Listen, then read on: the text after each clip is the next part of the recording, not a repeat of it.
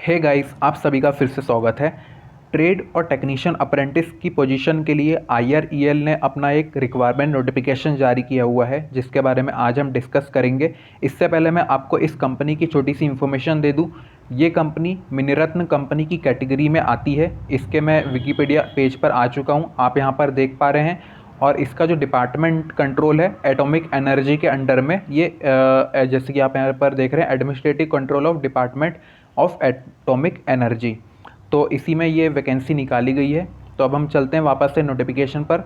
और इस नोटिफिकेशन के माध्यम से इन्होंने बताया हुआ है कि जिन कैंडिडेट लोग का ITI या फिर डिप्लोमा कंप्लीट हो चुका है, तो वे लोग इनकी इस अप्रेंटिस की पोजीशन के लिए अप्लाई कर सकते हैं। और यहाँ पर आप लोगों को अप्लाई ऑनलाइन नहीं ऑफलाइन करना होगा। तो वो कैसे करना है, डॉक्यूमेंट क्या क्या भेजने होंगे, सारी इन्फॉर्मेशन मैं आपको दूंगा। और आप लोगों को सिलेक्शन के बाद में स्टाइपेंड कितना मिलेगा और एज लिमिट क्या रखी गई है और क्या क्या जो इन्फॉर्मेशन इस नोटिफिकेशन में आई हुई है, सारी ही हम डिस्कस करेंगे मिल करके। एक और बात, अगर आप ऐसी जॉब की इन्फॉर्मेशन पाते रहना चाहते हैं तो चैनल को सब्सक्राइब करके बेल आइकन को भी आप दबा सकते हैं। आप हमारे फेसबुक पेज को भी लाइक कर सकते हैं डेली जो अपडेट्स पाते रहने के लिए। तो चलिए अब आगे बढ़ते हैं। नोटिफिकेशन आप यहाँ पर देख रहे हैं, नंबर दिया हुआ है और डेट भी दी हुई है। 7/1/2022 को ये जारी किया गया था। और अब हम देखते हैं ट्रेड अप्रेंटिस के लिए जो लोग अप्लाई करना चाह रहे हैं उसके लिए क्या क्वालिफिकेशन या फिर ट्रेड मांगी गई है। तो यहाँ पर आप देख रहे हैं फिटर, इलेक्ट्रिशियन, ये पोजीशन के नेम हैं, वेल्डर और ड्रॉट्समैन, मैकेनिकल और एंड सिविल दोनों ही यहाँ पर बताए जा रहे हैं। इसके लिए जो क्वालिफिकेशन सामने में लिखी हुई है और साथ ही साथ ड्यूरेशन और फिर रिक्त पद।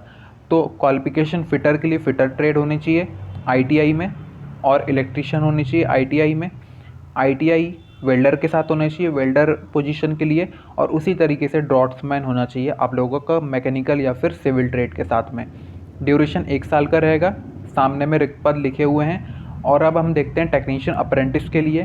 तो पोजीशन का नेम यहाँ पर लिखा हुआ है और इसके लिए डिप्लोमा सिविल के साथ में आप लोगों का कंप्लीट होना चाहिए। 1 साल का ड्यूरेशन इसका भी रहेगा और 1 सीट इसकी खाली है। अब हम देखते हैं कुछ पॉइंट्स है, ये ज़रूरी हैं, पहले हम वो देख लेते हैं। डिस्टेंस लर्निंग मोड या फिर पार्ट टाइम आप लोगों का नहीं होना चाहिए। ITI या फिर डिप्लोमा आप लोगों का रेगुलर होना चाहिए, तो ही आप लोग यहाँ पर जा सकते हैं, वरना यहाँ पर आप देख रहे हैं शैल नॉट बी कंसिडर्ड। और अब हम देखते हैं जिन लोगों को अप्रेंटिस कंप्लीट हो चुका है पहले से ही, ऑलरेडी अंडरगॉन, तो वे लोग आर नॉट एलिजिबल, यहाँ पर लिखा हुआ है। अब हम देखते हैं एज लिमिट। तो जो एज लिमिट है मिनिमम 18 साल है, मैक्सिमम है 25 साल। तो जो लोग 25 के पार भी हो गए होंगे कुछ लोग, तो मैं उनको एज रिलैक्सेशन बता दूं।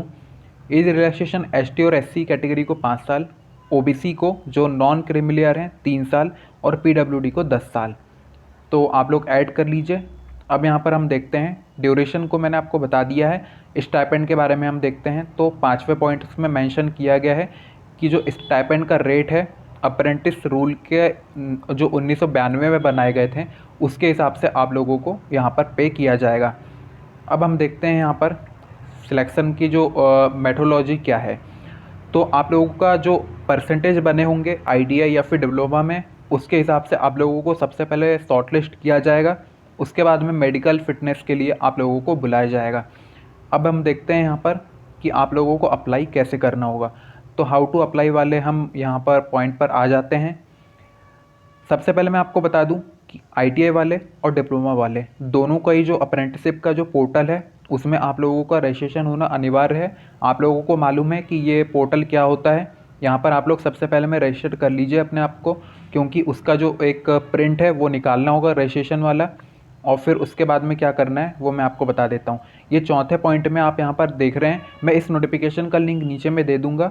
यहाँ पर जितने भी डॉक्यूमेंट्स बताए गए हैं A से लेकर के, यहाँ पर आप देख रहे हैं नीचे आ जाइए J तक के, तो J तक के जितने भी डॉक्यूमेंट्स बताए गए हैं उन सभी डॉक्यूमेंट्स को आप लोगों को तैयार कर लीजिए, अटैच कर लीजिए और इस पोस्टल एड्रेस पर आप लोगों को भेज देना होगा।